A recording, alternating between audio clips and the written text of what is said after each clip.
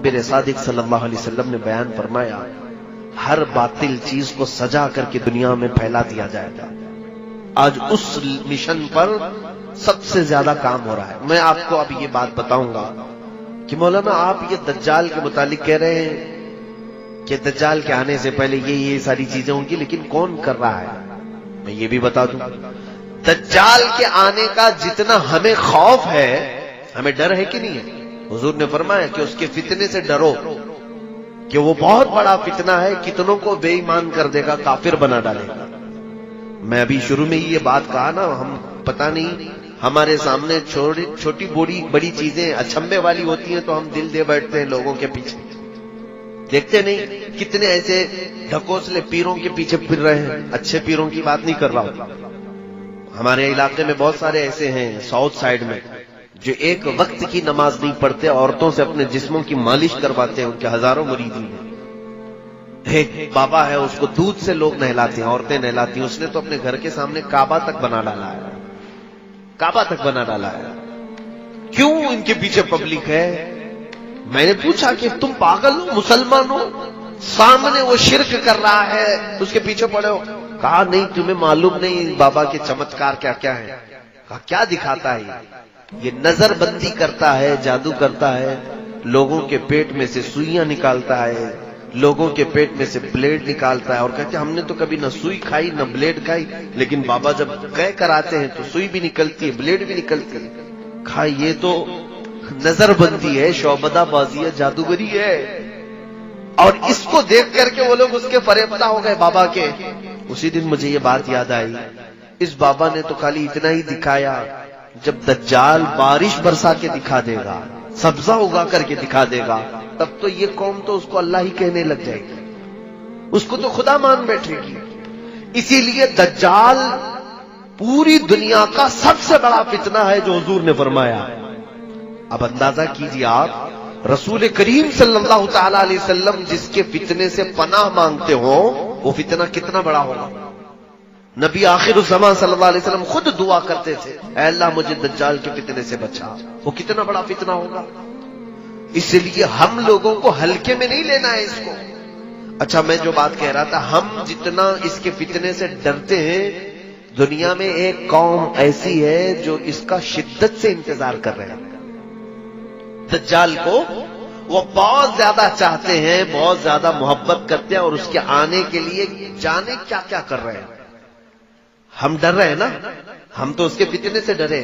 دنیا میں ایک قوم ہے جو دجال کے آنے کا انتظار کر رہی ہے، وہ یہودی قوم ہے، جیوز جو ہیں، یہودی ہیں، اسرائیلی۔ میں اس کو کھل کر کے بول رہا ہوں۔ ایک بات مجھے معلوم ہے، میرے استاد مصر میں انہوں نے بتایا بھی تھا کہ یہودی اس وقت دنیا میں اتنے منصوبے بناتے ہیں، اور ان کے خلاف جو بولتا ہے اس کو یا تو مار ڈالتے ہیں، یا اس کے خلاف ایسی سازشیں رچتے ہیں کہ وہ بند ہو جائے، قید ہو جائے، یا تو پھر اسے خرید لیتے ہیں۔ یہ تو میں تقریباً 10 سال سے بول رہا ہوں۔ مجھے اس بات کا خوف نہیں ہے۔ جس وقت تک اللہ نے زبان رکھی ہے، میں امت محمدیہ کو حضور کی امانت سپرد کر کے رہوں گا۔ جب اللہ کو منظور ہو وہ میری زبان بند کرا دے، اور رب تبارک و تعالیٰ کے چاہے بغیر کچھ نہیں ہوتا۔ اس بات کو سن کر کے چلیں۔ اگر کسی کو سننے میں اور محفل میں بیٹھنے سے ڈر لگتا ہے کہ یہ کوئی ہارر ٹاپک ہے، تو خدا حافظ کہہ سکتے ہیں، اپنے بستر پہ جا بھی سکتے ہیں۔ میری طرف سے کوئی زور زبردستی نہیں ہے بیٹھنے کی، لیکن اگر کسی کو کچھ نالج لینا ہے تو بیٹھ سکتے ہیں۔ دجال کے متعلق سب سے زیادہ اگر کسی کو انتظار ہے تو یہودیوں کا ہے، اسرائیل کو۔ اب ان کی کتابوں میں ان کے بڑے لوگوں نے لکھا ہے کہ دجال اس وقت تک نہیں آئے گا جب تک اسلام اور مسلمانوں کو رسول سے دور نہیں کر دیا جائے گا۔ سب سے اہم چیز ہے یہ۔ ان کو کیا چاہیے؟ دجال چاہیے۔ اور دجال کے آنے کے لیے دروازہ کیا ہے؟ پوری دنیا کے مسلمان اپنے نبی سے دور ہوں، کیونکہ دجال نے بھی اس حدیث میں نے بتایا نا، پوچھا نا تمیم داری سے کہ وہ آخری نبی آ گئے، تو انہوں نے کہا آ گئے۔ اس نے پوچھا کیا ان کی امت ان کی اطاعت کر رہی ہے؟ تو انہوں نے کہا اطاعت کر رہی ہے. تو دجال نے کیا کہا؟ ابھی میرے آنے کا وقت نہیں. اب ان کو دجال چاہیے. کیوں؟ یہ کہتے ہیں ہمارا وہ مسیحا ہے. دجال کے آنے کے لیے روزانہ صبح اور شام میں دعائیں ہوتی ہیں اسرائیل میں. روزانہ دعائیں ہوتی ہیں.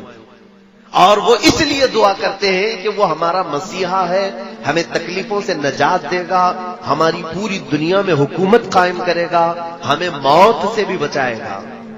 ایک بات یہ بھی یاد رکھ لیں کہ دنیا میں سب سے زیادہ موت سے ڈرنے والی قوم یہودی ہے.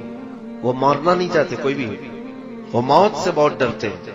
اسی لیے ان کا آپس میں جو ایک دوسرے کو سلام بھی جو کرتے ہیں نا, ہم السلام علیکم کہتے ہیں نا, ان کا سلام ہے ذی ہزار سال.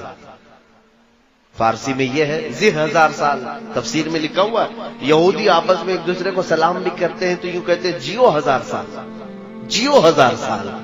قرآن میں پہلے پارے میں اللہ نے فرمایا ہے لو یعمر الف سنۃ وما هو بمزحزحہ, یعنی اگر ان کو 1000 سال کی عمر بھی دے دی جائے تب بھی وہ مرنا پسند نہیں کرتے.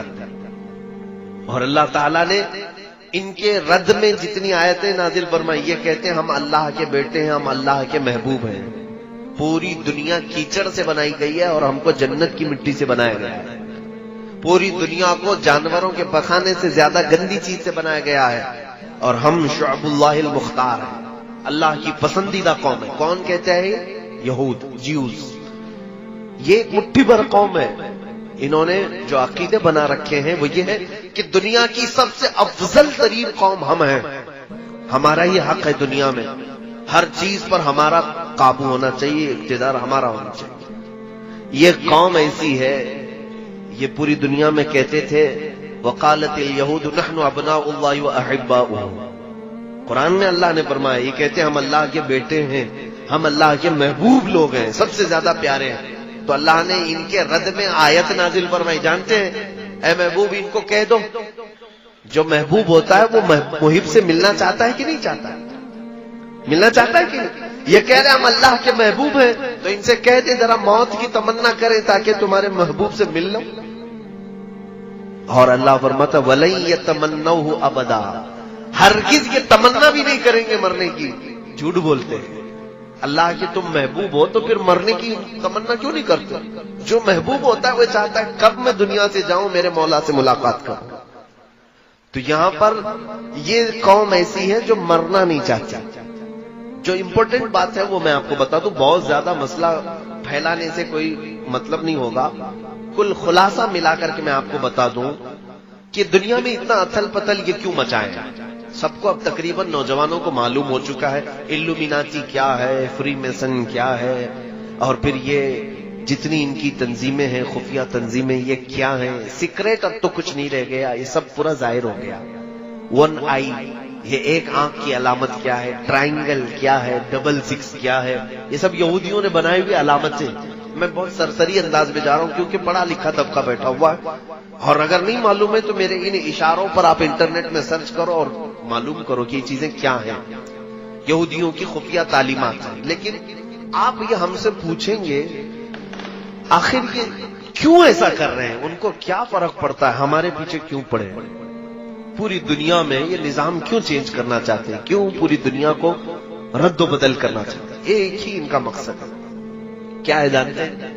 یہ مرنا نہیں چاہتے, موت ان کو پسند نہیں ہے, اور یہ ہمیشہ جینا چاہتے ہیں. دنیا کی ہر چیز پر کنٹرول کر لیا لیکن موت پر کنٹرول نہیں ہو پا رہا. اب موت کس کے ہاتھ میں ہے؟ کس کے ہاتھ میں؟ اللہ رب العزت. ان کو بھی معلوم ہے, ان کو بھی معلوم ہے موت اللہ کی طرف سے آ رہی ہے. تو کیوں نہ ہم ڈائریکٹ اس اللہ کو ہی ختم کر دیں, معاذ اللہ رب العالمین. یہ پلاننگ ہے, اور یہ میں کہہ نہیں رہا ہوں, آلریڈی یہ پہلے ہو چکا ہے. ایک ڈاکٹر ہیں, میں نام ذکر نہیں کر رہا ہوں, وہ عیسائیوں کے ایک بڑے ماہر محقق ہیں.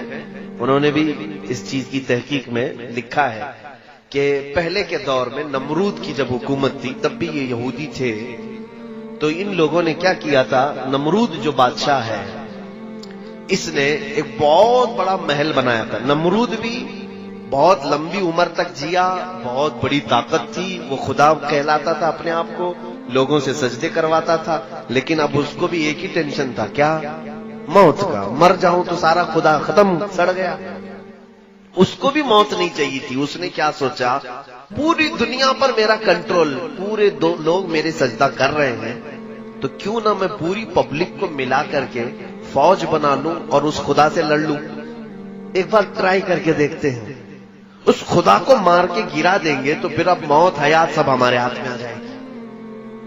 یہ پلاننگ اس وقت اس نے کیا تھا۔ یہ ہماری کتابوں میں نہیں ہے، لیکن پرانی دوسری مقدسات میں موجود ہے۔ تو اب اس نے ایک بہت بڑا ورلڈ ٹاور بنایا تھا، اس زمانے کا بہت اونچا ایک محل بنایا، عمارت بنایا، اور دنیا بھر کے سارے لوگوں کو ایک جگہ جمع کیا، سب کی زبان ایک بنایا، کہا لینگویج الگ الگ نہیں ہونی چاہیے، سب کی ایک ہی زبان، آپس میں سارے لوگ میرے وفادار، اور سب کو ٹریننگ دیا کہ خدا کے ساتھ لڑنا ہے، سب کو خدا کا باغی بنا دیا سب کو، اور سارے جوش میں، اور اتنی بلند عمارت بنائے۔ پوچھا گیا کیوں بنا رہے ہو؟ کہا اس پر چڑھ کر کے آسمانوں میں جاؤں گا، اس سے جنگ کروں گا خدا کو اور اس کو گرا دوں گا، میرے پاس پوری دنیا کی پبلک بھی ہے۔ نشے میں چور آدمی کہاں تک سوچتا ہے؟ سیاست بہت گندی چیز ہو جاتی ہے کبھی کبھار، آدمی خدا بننے کی کوشش کر ڈالتا ہے اور خدا کو مارنے کی کوشش کرتا ہے، معاذ اللہ رب العالمین۔ تو اس نے یہ پلان بنایا، اور یہ غالباً انجیل میں ہے، بہت پہلے میں نے پڑھا تھا۔ اس نے عمارت بنایا اور اوپر چڑھا بھی، پوری پبلک کو کہا کہ تم میرے ساتھ رہو گے، سب کی لینگویج ایک ہی، تم میری حمایت کرو گے، میری فوج میں رہو گے، اور میں اب خدا سے جنگ کر رہا ہوں، ایک بار اگر میں نے اس کو مار دیا تو تم میں سے سب کو میں نے ہمیشہ ہمیشہ کی زندگی دینی ہے، ٹینشن مت لینا۔ کسی کو 2000 سال چاہیے لکھوا لو، میں 2000 سال دے دوں گا، کسی کو 5000 سال چاہیے میں دے دوں گا۔ تو سارے لوگ بہت شوق میں تھے کہ مرنا ہی نہیں ہے، چلو یہ ایک کام کر کے دیکھ لیتے ہیں۔ اب جب وہ اوپر چڑھا تو اب دیکھیے مقدسات جو کتابیں ہیں وہ کہتی ہیں اللہ رب العزت نے اپنے فرشتوں میں سے ایک فرشتے کو فرمایا کہ آؤ، میرے بندوں میں سے ایک بندے نے بڑی بلند عمارت بنائی ہے، چلو ذرا دیکھ لیں۔ اللہ رب العزت نے فرمایا اور آسمانوں کی طرف نزول فرمایا، اور اپنے ایک فرشتے کو، اللہ تعالیٰ کے فرشتوں کی تعداد کسی کو نہیں معلوم، معلوم ہے کتنے لاکھ، کتنے کروڑ، کتنے ارب، بلکہ اندازہ کرنے کے لیے ایک صرف میں حدیث بتا دوں، جب بھی بارش ہوتی ہے نا، حضرت ابن عباس فرماتے ہیں ہر قطرے کو ایک فرشتہ زمین پر رکھ کر جاتا ہے، اوپر سے برسایا نہیں جاتا، ایک ایک قطرے کو ایک ایک فرشتہ زمین پر رکھ کر جاتا ہے۔ بارش کے قطرے نہیں گن سکتے تو فرشتوں کو کہاں گن سکتے؟ تو اتنے لاتعداد فرشتے ہیں، اس میں سے صرف ایک ہی فرشتے کو اللہ نے فرمایا تم جاؤ ذرا نیچے اپنے پر ہلاؤ۔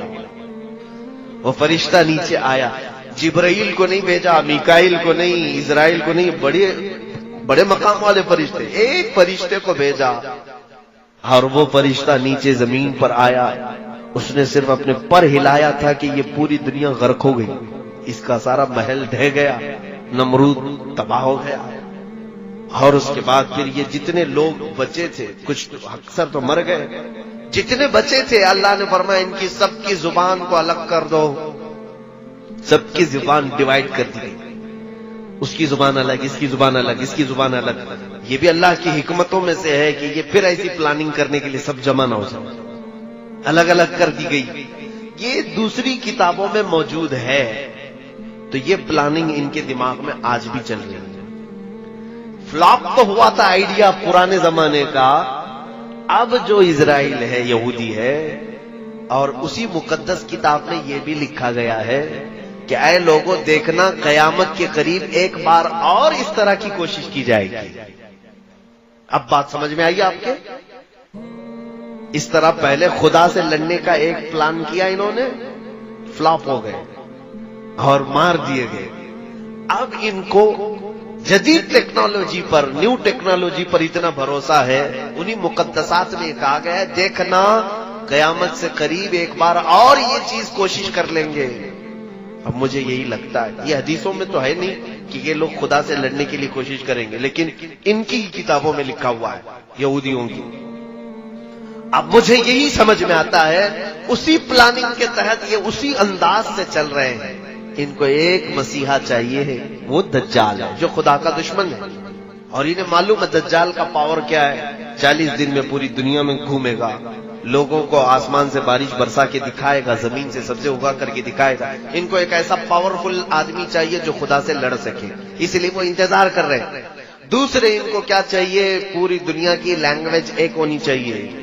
تو یہ گلوبل لینگویج کے طور پر انگلش کو مشہور کر بھی رہے ہیں کہ سب کی کنیکٹ کرنے والی، سب کو کنیکٹ کرنے والی زبان انگلش ہونی چاہیے. سب کی کرنسی ایک بنانا چاہتے ہیں، اور آج تقریباً یہ کر بھی چکے. ڈالر پوری دنیا کی کرنسی بنتی جا رہی ہے.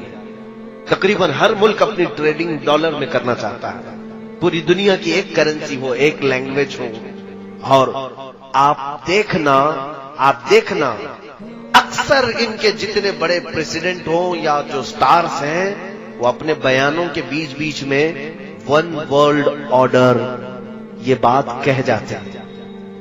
نوجوان طبقہ اس کو نوٹ کر لیں، one world order. One world order کا مطلب یہ ہوتا ہے ایک دنیا ایک حکم پر چلے. الگ الگ کنٹری نہیں چاہیے ہم کو، الگ الگ سیاست نہیں چاہیے. پوری دنیا ایک ہی حکومت پر، ایک ہی آرڈر پر چلے. یہ ان کا پلان ہے. کیوں میاں، کیوں پوری دنیا کو ون ورلڈ آرڈر میں ڈال رہے ہیں آپ؟ وہی پلاننگ جو نمرود کر چکا تھا کہ خدا سے لڑنا ہے، پوری دنیا کو پھر سے جمع کرو، ساری ٹیکنالوجی جمع کرو. اسی لیے یہ اسپیس میں بھی بھیج رہے ہیں کہ جا کے دیکھ کر کیا ہے، سب تصویریں لے کے آئے کہاں خدا بیٹھتا ہے. معاذ اللہ رب العالمین. میرے عزیزو، میں ان ترقیات کے خلاف نہیں ہوں، اسپیس کے خلاف نہیں ہوں. میں چاند کے بارے میں گفتگو نہیں کر رہا ہوں، لیکن بعض محققین نے کہا کچھ لوگوں کی شرارت یہ ہے جیوز میں سے جو ہر نئی ٹیکنالوجی کو خدا کے خلاف سوچتے ہیں. یہودیوں میں بھی، آج میں پورے یہودیوں کی بات نہیں کر رہا، بہت سارے یہودی وہ ہیں جو ان شرارتوں کو بالکل پسند نہیں کرتے. وہ تورات انجیل پر یقین رکھتے ہیں، ایمان رکھتے ہیں. عیسائیوں میں بھی سارے نہیں ہیں، وہ بھی اپنی مقدسات پر ایمان رکھتے ہیں.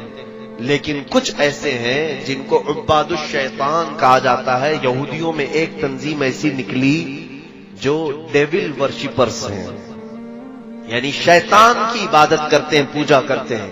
یہ ان کا پورا کیا ہوا ہے، پوری دنیا کو بدلا ہوا. اب سنیے، اب یہ پوری دنیا میں کیا ہنگامہ مچا رہے ہیں، کیا ہنگامہ مچائیں.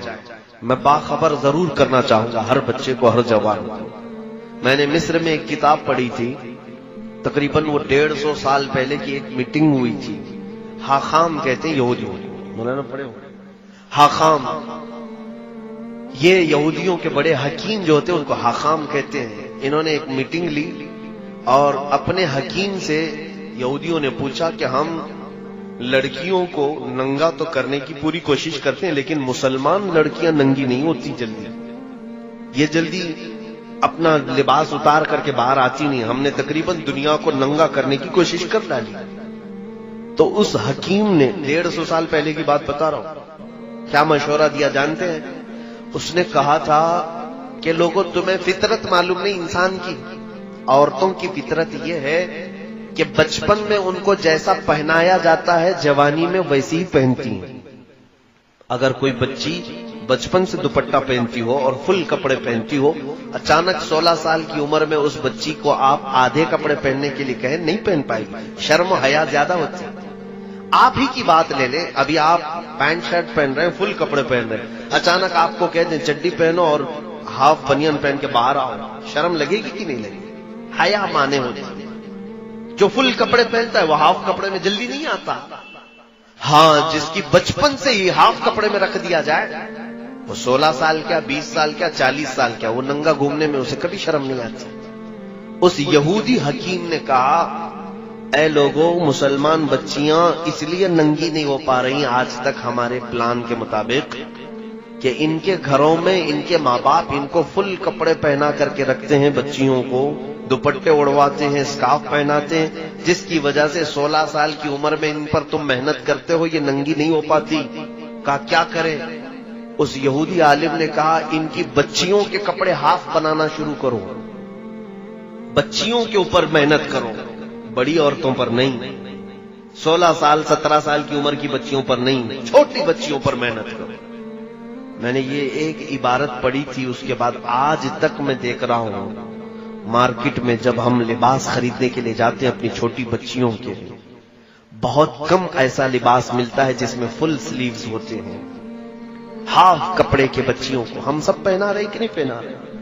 اور ہم تو اگر کسی کو کہیں تو یہ کہے گا کیا مولانا ابھی سے پردہ فرض ہو گیا؟ 2 سال کی بچی ہے، 3 سال کی بچی ہے، کیا ابھی سے ہم اس کو برقع پہنا دیں، نقاب پہنا دیں؟ میاں نقاب اور برقعے کی بات میں نہیں کر رہا ہوں، انجانے میں ہم اس کو ننگا بنانے کی عادت ڈال رہے ہیں، آج ہی سے ہم اس کو ننگا رہنے کی عادت ڈال رہے ہیں۔ یہ ہمارا نہیں میرے عزیزوں، 150 سال پہلے ایک یہودی عالم نے، حاخام نے اپنے یہودیوں کو کہا تھا کہ مسلمان بچیوں کو اگر ننگا کرنا ہے تو ان کی بچیوں کے کپڑے ہاف بناؤ۔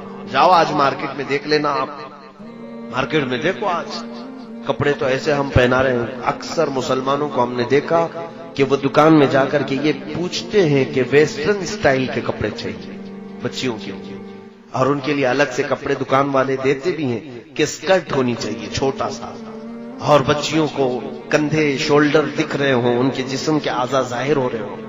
اور وہ بچی جوان جب ہوتی ہے تو فل کپڑوں میں اپنے آپ کو انکمفرٹیبل محسوس کرتی ہے۔ اگر اس کو اچانک برقع پہنا کہتے کیا مجھے قید کر رہے ہو، بچپن سے تمہیں چھوٹے چھوٹے کپڑے پہنتی تھی، ابھی تم اسکارف ڈالو گے، دوپٹہ ڈالو گے، کیا کیا ڈالو گے میرے اوپر، جھلاتی۔ اور ان بچیوں کو ہم نے دیکھا ہے جن کی بچپن سے ہم نے تربیت اچھے ماحول میں رکھی، وہ بڑی ہونے کے وقت میاں ایسا ہے کہ وہ دوپٹے اپنے پورے جسموں پر ڈال کر کے رکھتی ہیں، صرف سر پر نہیں بلکہ کوئی حصہ ان کا جھلکنے نہیں دیتی، وہ حیا بہت زیادہ ہوتی ہے۔ اس پلان کے ہم شکار ہو گئے، ہمارے لباس میں بے ترتیبی جو آئی ہے یہی دجالی منصوبوں کے تحت ہوا ہے۔ یہود جو پوری دنیا کو بے آبرو، ایک ایسی قوم دیکھنا چاہتے ہیں جو خدا سے دور ہو، اللہ تعالیٰ نے جو کہا ہے اس کا مخالف ہو، رسول جو چاہتے ہیں اس کے خلاف۔ اس مشن کے تحت ایک دو نہیں میرے عزیزوں، ہزاروں کام ہو گئے، گنانے کے لیے میرے پاس اتنا وقت نہیں ہے۔ شارٹ میں چلوں، اگر کپڑوں کو دیکھا جائے تو ہمارے کپڑے چھین لیے گئے، لباس بدل دیا گیا۔ ہر نوجوان بچہ آج ہمارا یہ چاہتا ہے کہ مجھے ویسٹرن سٹائل کے کپڑے چاہیے، ہیئر سٹائل مجھے کسی ایکٹر کا چاہیے، لڑکیاں چاہتی ہیں کہ وہ ہیروئن بن جائے، ایکٹریس کے لباس چاہیے، ایکٹریس کے ہمیں جانتے ہو یہ پورے ایکٹر اور ایکٹریس پر لاکھوں ڈالر کی لاگت پہ خرچ کیا جاتا ہے۔ کون خرچہ کرتا ہے؟ ان کے اوپر پورے جیوز یہودی خرچ کرتے ہیں کہ یہ سٹار ہے، یہ ماڈل ہے، ان کو کپڑے پہناؤ اور پوری دنیا کو دکھاؤ، ان کے ذریعے سے پوری دنیا وہی کپڑے پہنے گی جو یہ پہنے گی۔ آپ کو معلوم نہیں ہے بڑے بڑے سٹار الومیناتی ہیں، اب تو وہ اعلان کر رہے ہیں ہم الومیناتی ہیں۔ الومیناتی یہ یہودیوں کی تنظیم ہے جو صرف اسی مشن پر کام کرتی ہے کہ وہ سٹار بن کر کے لوگوں کو اپنی طرف راغب کریں۔ میرے عزیزوں ایک وقت ایسا آئے گا کہ اگر سب کے سامنے کچرا کھائیں گے تو ان کے فین ایسے ہیں وہ کچرا بھی کھا لیں گے، ان کو نشے کے عادی بنا دیں گے۔ ان پر بڑی لاگت کا خرچہ ہوتا ہے سٹارز پر کہ پوری دنیا کے ماحول کو یہ چینج کرنے والے ہیں۔ یو کے، یو ایس اے، یہاں پر سب ایکٹر اور ایکٹریس نہیں، وہاں پر سنگرز جو ہے ان کی بڑی ویلیو ہے۔ کوئی بڑا سنگر ہو اس پر لاکھوں خرچہ کیا جاتا ہے۔ فٹ بال پلیئرز جتنے ہیں ان کے اوپر بہت ڈالر کے خرچ ہوتے ہیں کیونکہ ان کے لاکھوں کی تعداد میں فینس ہوتے ہیں، ان کو دیکھنے والی ایک بڑی دنیا ہوتی ہے۔ آپ دیکھیں کسی بھی ایکٹر کی آپ ہسٹری نکال کر کے دیکھیں، اس کے فالوورز کتنے ملینز میں ہیں، کسی کے بلین میں ہیں۔ ایک وہ عمل کرے گا تو پورے ملین لوگ اس کے فالوورز عمل کرنے لگ جائیں گے۔ یہودیوں نے بہت آسانی سے اپنے معاملات دوسروں تک پہنچانے کے لیے پوری دنیا کے کریم طبقے کو چوائس کیا ہے۔ یہ تھے لباس کی بات، اور جب انہوں نے یہ پڑھا ہے حدیثوں میں ایک بات یاد رکھیں کہ ہم سے زیادہ حدیثیں وہ پڑھتے ہیں. یہ قرآن کے حافظ ہوتے ہیں، محدث بھی ہوتے ہیں، مفسر بھی ہوتے ہیں. آج مصر میں کتنے تو ایسے ہیں جن کو مستشرق کہا جاتا ہے، یعنی اورینٹلائز. یہ لوگ یہودی ہیں اور اسلامی تعلیمات کے ماہر ہوتے ہیں، یونیورسٹی میں پڑھا رہے ہیں. کائرو یونیورسٹی میں میری خود ملاقات تھی ایک ڈاکٹر جو اسلامی شریعت کی کتابیں پڑھاتا ہے، یہودی عالم. یہ ہم سے زیادہ پڑھتے ہیں. جب انہوں نے یہ پڑھا کہ مسلمان سب سے زیادہ ان کا لگاؤ اللہ اس کے رسول سے ہے، کم ہونے کے لیے مین چیز کیا ہے تو رزق ہے. ہمارا سارا معاملہ رزق پر چلتا ہے. اگر رزق اچھا ہے تو دعائیں بھی پہنچتی ہیں، عبادتیں بھی پہنچتی ہیں. اور رزق خراب ہو گیا تو سارا ہمارا کنیکشن کٹ گیا، ختم ہو گیا. ہماری دعائیں اجابت سے نہیں ٹکراتی، ہماری عبادتیں قبول نہیں ہوتی. تو رزق پر ایسا عمل کیا گیا ہے، ایسا کہ پوری دنیا میں آج دیکھیں چند سالوں کے بعد حلال کھانا ہمارے لیے مشکل ہو جائے گا.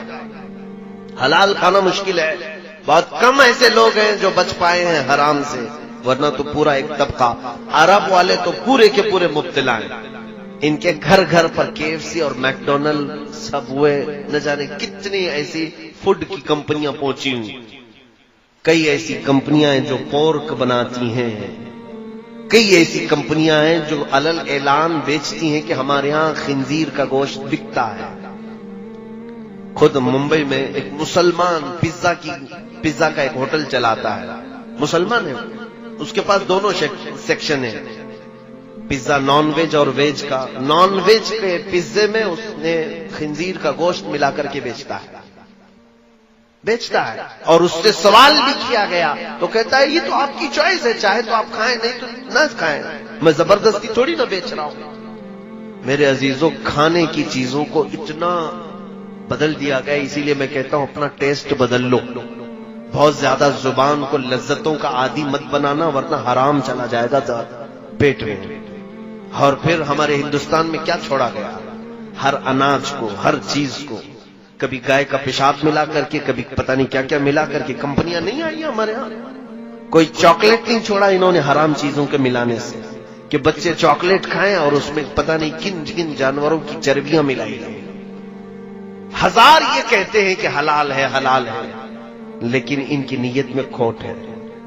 میرے عزیزوں، ہمارے رزق پر بہت بڑا اثر ہو رہا ہے. میں چند دنوں پہلے چکن کے متعلق ایک بیان کیا تھا. میں حرام نہیں کہتا ہوں گوشت کو، چکن کو، لیکن وہ ہو سکے تو آپ سن لینا. یہ جو برائلر چکن جو بنائی گئی ہے، یہ 1960 کی پیداوار ہے. اس سے پہلے یہ سفید مرغیاں تھی نہیں دنیا میں.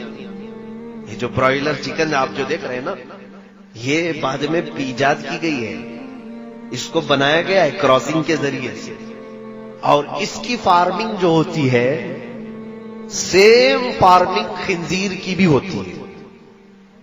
امریکہ میں سب سے زیادہ طلب جس گوشت کی ہے وہ خنزیر کی ہے، پگ کی.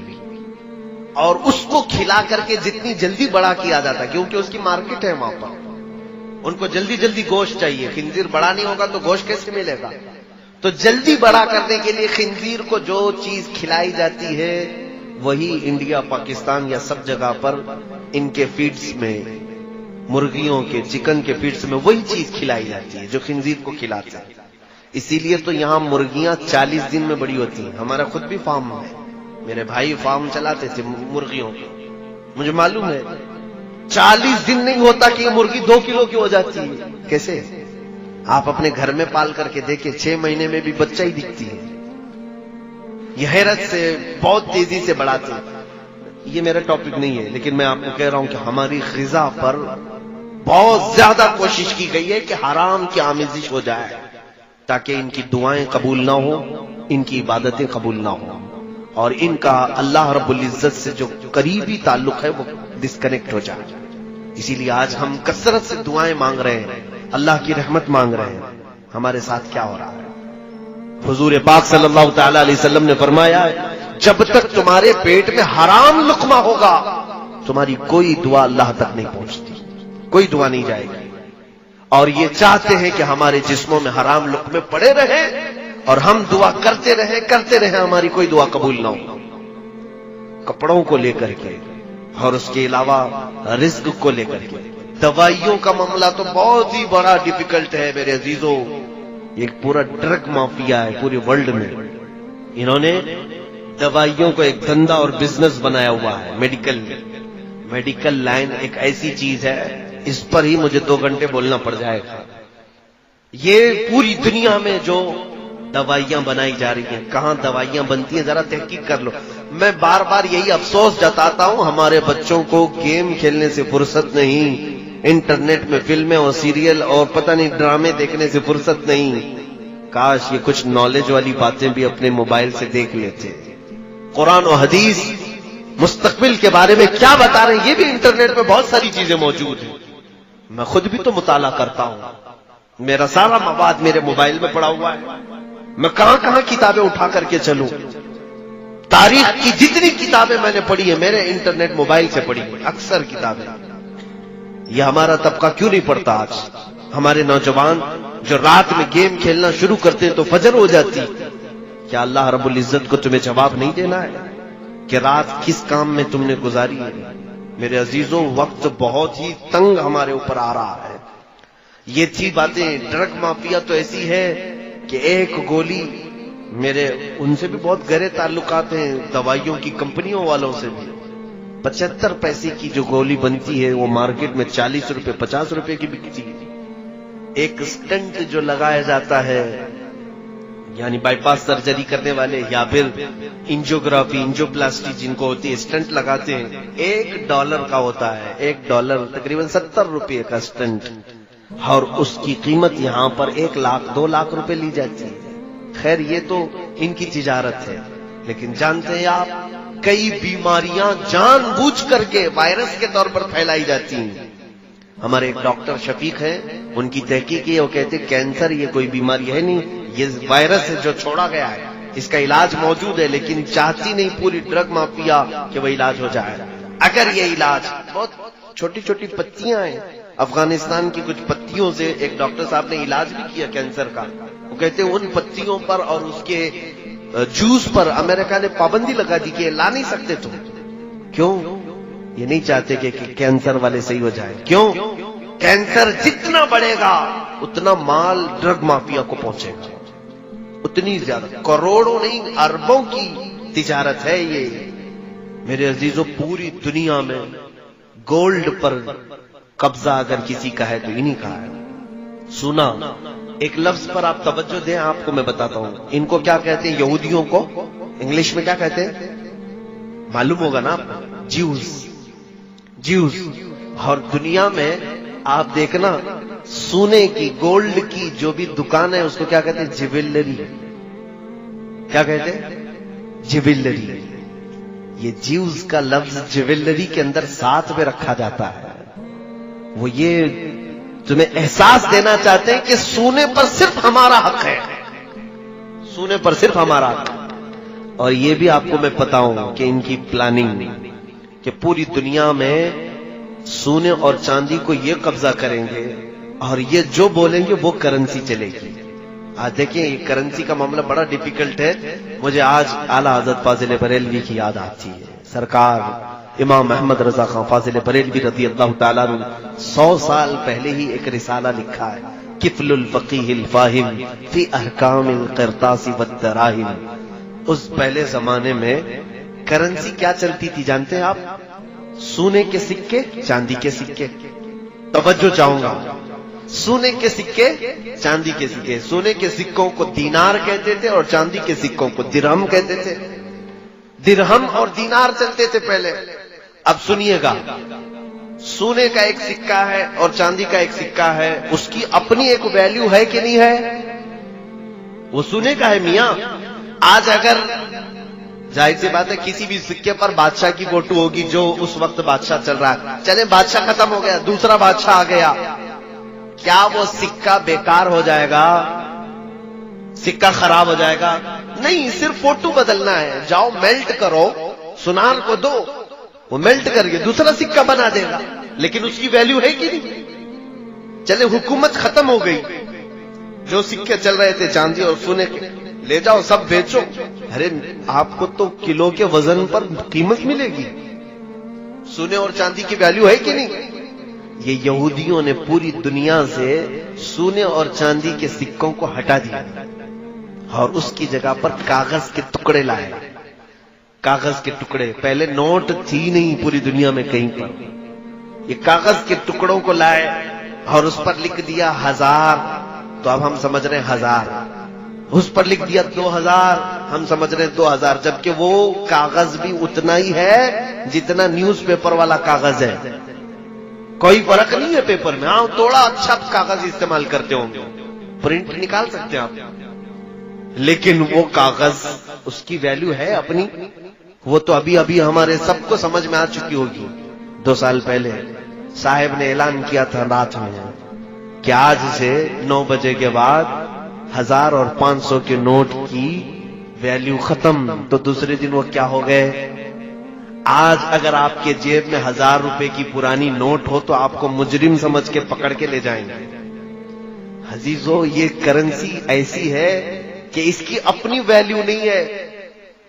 اگر کسی کے پاس اس زمانے کے، چلیے میں کہتا ہوں 1000 کے نوٹ جمع ہیں، بہت سارے ہیں، بھول گئے تھے آپ چینج کرانا، انہوں نے تو ٹائم بھی دیا تھا 2 مہینے کا، چینج کرا لو، بھول گئے تھے، ابھی اب کہیں تھیلی سے نکلا. آج کے زمانے میں کہاں لے کے جاؤ گے آپ؟ 1000 کے نوٹ ہیں، کہاں لے کے جاؤ گے؟ RBI بھی نہیں لے رہی ابھی.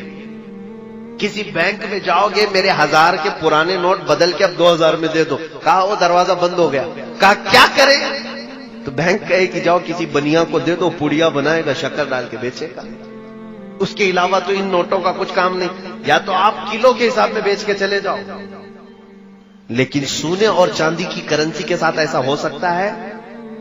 اسی لیے سونے اور چاندی کی کرنسی کو پوری دنیا سے ہٹا دیا گیا. یہ چاہتے ہیں کہ کرنسی صرف اور صرف نوٹ کی چلے.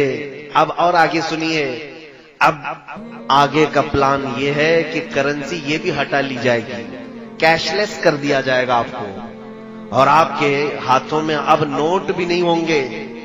دیکھیں آپ ڈیجیٹل انڈیا کا نعرہ لگتا ہے کہ نہیں لگتا؟ آپ کے پاس پے ٹی ایم ہو، ATM ہو، موبائل سے آن لائن آپ پے کر دیجئے.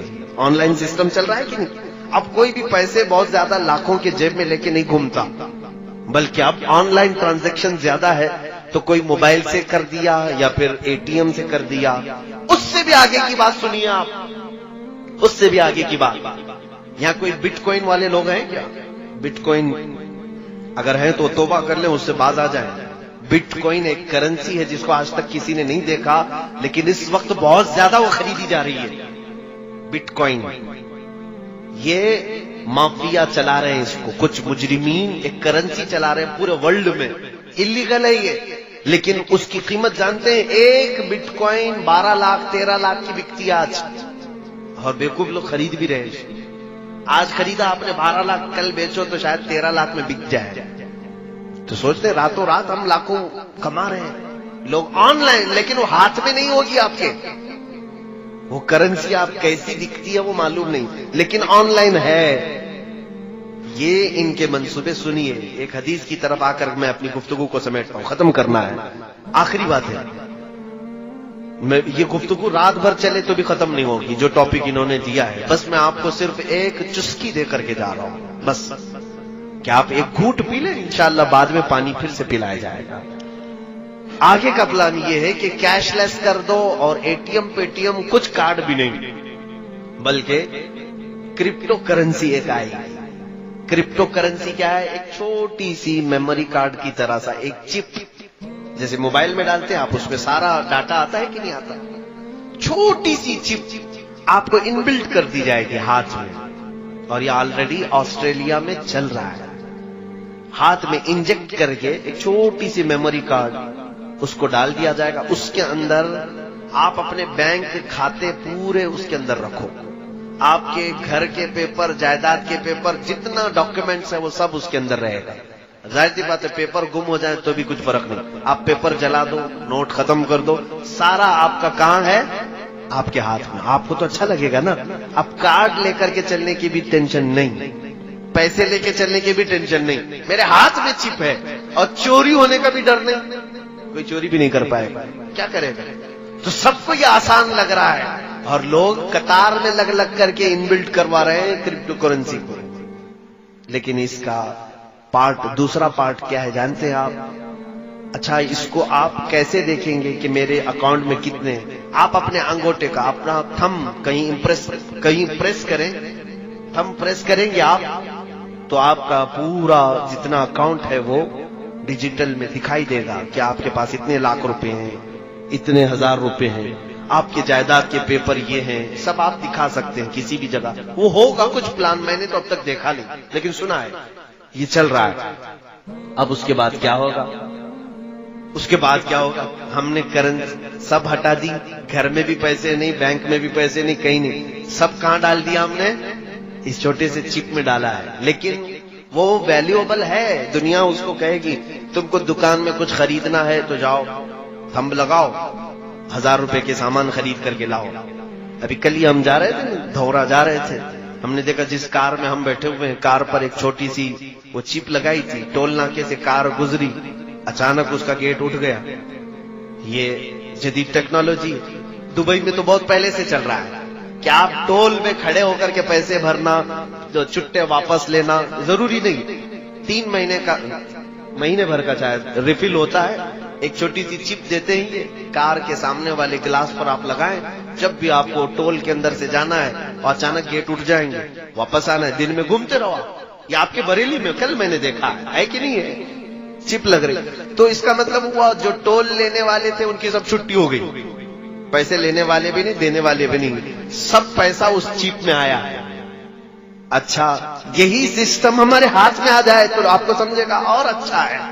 جہاں جائیں پیٹرول ڈالنا ہے ہم ہاتھ کو لگا دیں گے، پیٹرول آ جائے گا. ڈاکٹر کو پیسے دینا ہے وہاں پر بھی ہم اپنا تھم پریس کر دیں گے، اس کو جتنی بل ہے اس میں سے نکل کے چلی جائے گی. آسان آسان، یہ جو میں بتا رہے ہیں آسان. جب تم سب آسانی میں آ جاؤ گے، پوچھو آپ مجھ سے کہ حضرت یہ چلتا کس سے ہے؟ ظاہر سی بات ہے چپ میرے اندر پڑی ہوئی ہے، میں پریس کرتا ہوں، میرا اکاؤنٹ کیسے دکھے گا؟ کیسے دکھے گا؟ میں یہی کہوں گا کہ یہ سارا انٹرنیٹ سے چلے گا. کیسے چلے گا؟ انٹرنیٹ سے چلے گا. اے میرے عزیز تمہیں یہی ہوش سنبھالنا چاہیے. دوسرا سوال تم یہی کرو کہ اگر انٹرنیٹ بند ہو گیا تو کیا ہوگا؟ اور انٹرنیٹ نہ میرے ہاتھ میں نہ تمہارے ہاتھ میں، سارا ان کے ہاتھ میں. انٹرنیٹ یہ جس وقت چاہیں بند کر دیں. جس وقت انٹرنیٹ بند ہوا وہ تمہاری چپ تو وہیں پڑی ہوئی ہے. سامان والے کے پاس جاؤ گے انگلی گھستے رہو، کچھ نہیں نظر آئے گا کیونکہ انٹرنیٹ سے چلتا ہے. آج بھی آن لائن ٹرانزیکشن کا جو نقصان کشمیر میں ہوا ان کشمیریوں سے پوچھو. 1 مہینے تک ان کا نیٹ بند رکھا گیا تو ان کے ٹرانزیکشن سب پورے کے پورے وہی سے ٹھپ پڑ گئے. جو آن لائن کرتے تھے کاروبار ان کا سب ٹھپ پڑا ہوا ہے کیونکہ نیٹ ہی نہیں چل رہا ہے. تو کیسے کریں گے؟ پیسہ تو اکاؤنٹ میں ہے لیکن وہ دیکھ نہیں سکتے. میرے موبائل میں ایپ ہے، ایپلیکیشن ہے بینک کا، میں ڈائریکٹ کھول کر کے دیکھ سکتا ہوں کہ میرے اکاؤنٹ میں کتنے پیسے ہیں. لیکن میرے عزیزوں کب دیکھ سکتا ہوں؟ جب میرے موبائل میں انٹرنیٹ اوپن ہے. تو اگر انٹرنیٹ بند ہے تو میں موبائل لے کر کے دن بھر پھروں، مجھے پتا نہیں ہوگا میری بینک میں کتنے پیسے ہیں. صحیح بات ہے کہ نہیں ہے؟ تو آپ کو ڈیجیٹل لائف میں لایا جائے گا اور کرپٹو کرنسی کے نام پر ایک وقت ایسا آئے گا. وہ حدیث کی طرف میں لے چلتا ہوں. میرے آقا صلی اللہ علیہ وسلم نے فرمایا کہ میری امت پر ایک وقت ایسا آئے گا کہ لوگ قحط میں پڑ جائیں گے، بھوک مری کے شکار ہو جائیں گے، یہاں تک کہ وہ غریبی اور مفلسی میں ایک دوسرے کا گوشت کھانے کی کوشش کریں گے، ایک دوسرے کا خون پینے کی کوشش کریں گے. کیسے؟ یہ وقت آئے گا جب آپ خرید نہیں سکتے، بیچ نہیں سکتے، کچھ نہیں کر سکتے. گھر میں بھوکا تو نہیں مرے گا آدمی، ساری چیزیں ختم کر دی جائیں گی. تب پھر آدمی ایک دوسرے پر جھپٹ پڑے گا، قتل کرنے کی کوشش کرے گا، انسان انسان کا گوشت کھانے کی کوشش کرے گا. ان تمام چیزوں کی طرف اگر کوئی لانے کی کوشش کر رہا ہے تو یہی دجالی جو تنظیمیں ہیں. میرے عزیزوں یہ ٹاپک چھوٹا نہیں ہے، بہت طویل ہے. پھر کسی دوسرے وقت پر میں ضرور حاضر ہو کر عرض کرنے کی کوشش کروں گا. جو کچھ بیان ہوا وہ آغاز باب تھا، آج یہ کہنا مناسب ہوگا جو کچھ بھی بیان ہوا وہ آغاز باب تھا. لیکن میں انٹلیکچوئل طبقے کو یہ ضرور کہنا چاہوں گا، تم الرٹ رہو، تم حدیثوں کو پڑھو۔ اللہ کے نبی صلی اللہ تعالی علیہ وسلم نے ہر بڑے حادثے سے تمہیں پہلے ہی بتا دیا ہے کہ کیا ہونا ہے، لیکن صرف حادثے نہیں بتائے کہ قیامت آ جائے گی، دجال آ جائے گا، یاجوج ماجوج آ جائیں گے، بلکہ حدیثوں میں تم یہ پڑھو حضور نے ان سے بچنے کے طریقے بھی بتائے ہیں۔ یہ میرے آقا کی شان ہے، جہاں حادثوں کی خبر دی وہی میرے آقا نے یہ بھی بتایا کہ تم اپنے آپ کو کیسے بچا پاؤ گے۔ جیسے کہ ایک حدیث ملتی ہے کہ حضور صلی اللہ تعالی علیہ وسلم نے فرمایا قیامت کے قریب تم دیکھو گے انگلیوں کے پور سے لوگ گناہ کریں گے، انگلیوں کے پور سے، شاید اس زمانے کے لوگ جانتے بھی نہیں ہوں گے انگلیوں کے پور سے گناہ کیسے ہو سکتا ہے۔ آج ہم دیکھ رہے ہیں سارا گناہ ٹچ اسکرین سے ہوتا ہے کہ نہیں ہوتا ہے، ٹچ اسکرین سے ہماری انگلیوں کا یہ پور سامنے کا حصہ، یہی تو موبائل پر ٹچ ہوتا ہے۔ ہر نوجوان بچے اور بچیوں کے ہاتھوں میں جو آج موبائل ہے، اور اپنی تنہائی میں اور اپنے مجمع میں یہ کیا کیا دیکھتے ہیں یہ اللہ جانتا ہے، اور وہ بھی جانتے ہیں کہ اکثر لوگوں کا موبائل غیر امانت دار ہے۔ بہت سارے لوگوں کا موبائل ان کے دل سے زیادہ غلیظ ہو چکا ہے۔ میرے عزیزوں، یہ ہم انگلیوں سے اتنے گناہ کر رہے ہیں جتنی ہماری شرمگاہ بھی اتنے گناہ نہیں کرتی جتنا ہماری انگلیاں گناہ کر رہی ہیں۔ جتنی مرتبہ تم نامحرم عورتوں پر ٹچ کرتے جاؤ گے اتنے زنا کی گناہ بڑھتے جائیں گے، کیونکہ حدیث میں ہے العین تزنی، آنکھ بھی زنا کرتی ہے، انگلی بھی زنا کرتی ہے۔ پتہ نہیں ہماری انگلیاں کتنی بار زنا کرتی ہیں۔ تو حضور نے جو فرمایا تھا کہ تم دیکھنا انگلیوں کے پور سے گناہ کیا جائے گا، میں یہی تو کہہ رہا تھا کہ حضور نے ڈرایا ہے آنے والی چیزوں سے تو علاج بھی بتایا ہے۔ صحابہ نے پوچھا یا رسول اللہ صلی اللہ علیہ وسلم جب انگلیوں کے پور سے گناہ ہونے لگے تب ہم کیا کریں؟ سنو ہم سب کے لیے، اے بچوں جوانوں سب لوگ، حضور نے 1400 سال پہلے فرمایا، ارشاد فرماتے جب انگلیوں کے پور سے گناہ ہونے لگے علیکن بالحسات، عورتوں کو حضور نے ڈرایا تھا، فرماتے تم اپنے ان انگلیوں میں تسبیح گھمانا شروع کر دو، ان انگلیوں میں تسبیح گھمانا شروع کر دو۔ جب تمہاری انگلیاں تسبیح کی عاشق بن جائیں گی تو تمہاری ان انگلیوں کو اللہ تعالیٰ گناہ سے بچا لے گا۔ وآخر دعوانا الحمدللہ رب العالمین۔ السلام علیکم۔